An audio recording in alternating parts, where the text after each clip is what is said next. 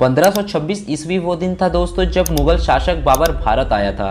2 साल के बाद ही अयोध्या में एक मस्जिद बनवाई जाती है और ये मस्जिद उसी जगह पर बनवाई गई जहां भगवान श्री राम का जन्म हुआ था। धीरे धीरे मुगल पूरे भारत में मक्खी की तरफ फैलते जा रहे थे, लेकिन इतने के बाद भी आज भारत में राम मंदिर को बना ही दिया गया और 22 जनवरी 2024 को उनकी प्राण प्रतिष्ठा की गई। लेकिन दोस्तों 1526 से लेकर 22 जनवरी 2024 तक ऐसा क्या हुआ कि बाबरी मस्जिद को तोड़कर वहां पर भगवान श्री राम जी को स्थापित किया गया। वीडियो को लाइक करते हुए चैनल को सब्सक्राइब कीजिए। आइए जानते हैं बिना किसी समय गवाए। दोस्तों भगवान श्री राम की नगरी अयोध्या में 22 जनवरी 2024 को राम मंदिर में रामलला की प्राण प्रतिष्ठा की गई। तो आइए इतिहास में चलते हैं। तो कहानी शुरू होती है 1526 से।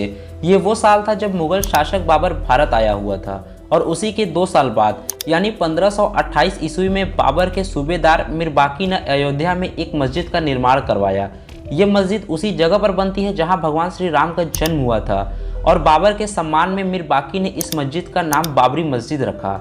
उस समय का दौर वो दौर हुआ करता था कि देश में मुगल शासक फैलते जा रहे थे और मुगल शासक के दौरान यानी 1526 से 1553 ईस्वी तक मुस्लिम ही राज कर रहे थे, क्योंकि हिंदुओं की संख्या उतनी भी नहीं थी कि वो विरोध कर सकें।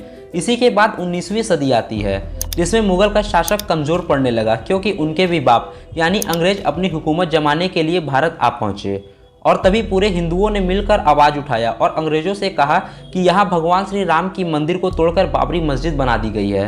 और इसी के बाद से रामलला के जन्म स्थान को पाने की लड़ाई शुरू हो जाती है और 1858 में ये लड़ाई कानूनी हो गई, मतलब कि ये सारी लड़ाई कानून के तरीके से लड़ा जाने लगा। वहीं जब अयोध्या परिसर में राम जी की पूजा और हवन हो रही थी तो कुछ मुस्लिमों ने FIR कर दिया। इसके बाद अयोध्या रिविजिटेड किताब के मुताबिक दिसंबर 1858 को अयोध्या थाने के इंचार्ज शीतल दुबे ने अपने एक रिपोर्ट में बताया कि अयोध्या परिसर में एक चबूतरा बना है जिसमें राम के प्रतीक होने का प्रमाण भी मिला। इन सबों को देखते हुए प्रशासन ने एक तार की बेड़ी बनाकर खड़ा कर दिया और वो परिसर को बांट देते हैं, जिसमें एक तरफ हिंदू पूजा करते हैं और दूसरी तरफ मुस्लिम नमाज पढ़ते हैं। इसके बाद भी वाद विवाद खत्म नहीं हो रहा था। फिर इसके 27 साल बाद यानी 1885 में ये श्री राम जन्मभूमि का विवाद अदालत में पहुंच जाता है।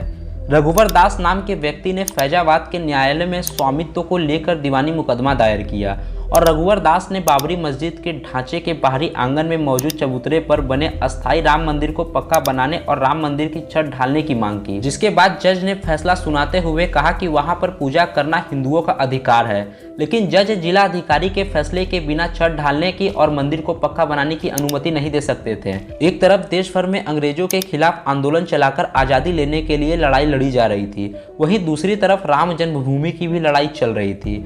वही आज़ादी के बाद पहला मुकदमा हिंदू महासभा के सदस्य गोपाल सिंह विशारद ने 16 जनवरी 1950 को फैजाबाद के ही अदालत में दायर किया। करीब 11 महीने बाद यानी 5 दिसंबर 1950 को एक और ऐसी ही मांग करते हुए महंत रामचंद्र परमहंस ने सिविल जज के यहाँ मुकदमा दाखिल किया।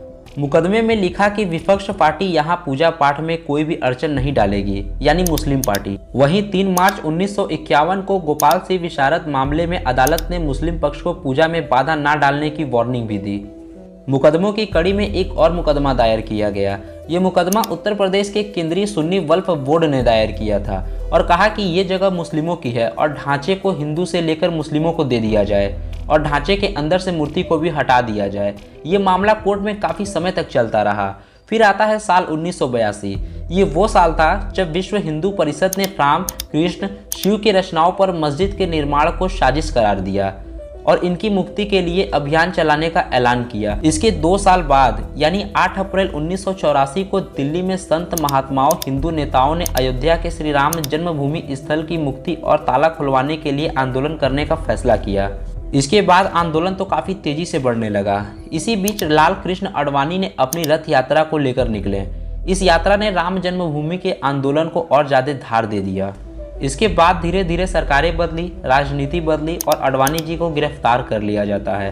गिरफ्तार होने के साथ केंद्र में सत्ता परिवर्तन भी हो जाता है और भाजपा के समर्थन से बनी जनता दल की सरकार गिर गई और कांग्रेस के समर्थन से चंद्रशेखर प्रधानमंत्री बने। लेकिन ये सरकार भी ज्यादा नहीं चली, इसीलिए एक बार फिर से नए सिरे से चुनाव हुआ और कांग्रेस की सरकार फिर से आ गई। इन सबों के बीच आई वो तारीख जिसका जिक्र किए बिना ये किस्सा पूरा नहीं हो सकता था। वो तारीख थी 6 दिसंबर 1992। इस दिन दोस्तों अयोध्या पहुंचे हजारों कार सेवकों ने विवादित ढांचा गिरा दिया और उसी जगह पर अस्थायी मंदिर बनाकर पूजा करना शुरू कर दिए। वहीं केंद्र की तत्कालीन पीवी नरसिम्हा राव सरकार ने राज्य की कल्याण सिंह सरकार सहित अन्य राज्यों की भाजपा सरकार को भी बर्खास्त कर दिया। इसके बाद उत्तर प्रदेश सहित कई अन्य राज्यों में हिंसा शुरू हो गई, जिसमें अनेकों लोगों की मौत भी हुई। इसके साथ ही रामकाज की कानूनी लड़ाई में मुकदमों की संख्या में और भी ज्यादा बढ़ोतरी होने लगी। इसके बाद 1 फरवरी 1996 को एक और फैसला आया और उस फैसले से बाबरी मस्जिद को ढा दिया गया। बाबरी मस्जिद ढाए जाने के बाद 8 दिसंबर 1996 को अयोध्या में कर्फ्यू लगा दिया गया।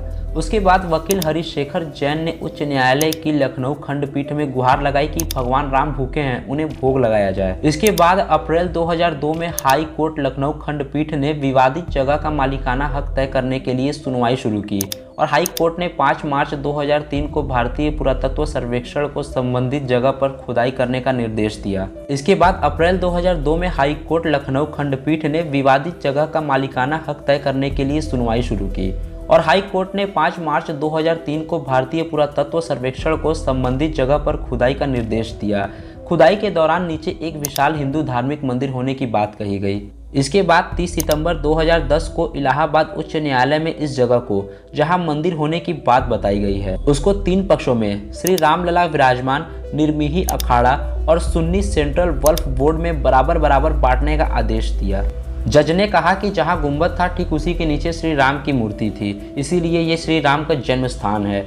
उसके बाद ये मामला सुप्रीम कोर्ट पहुंचा और 21 मार्च 2017 को सुप्रीम कोर्ट ने इस पेचीदा मामले को सुलझाने की बात कही और 6 अगस्त 2019 को सुप्रीम कोर्ट ने प्रतिदिन सुनवाई शुरू की और 16 अक्टूबर 2019 को सुनवाई पूरी हुई।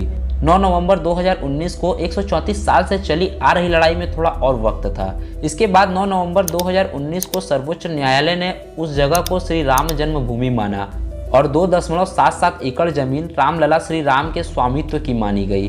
बाकी सारी चीजों को खारिज कर दिया और मुस्लिम लोगों को वैकल्पिक रूप से मस्जिद बनवाने के लिए 5 एकड़ की जमीन दूसरी जगह पर उपलब्ध कराई गई।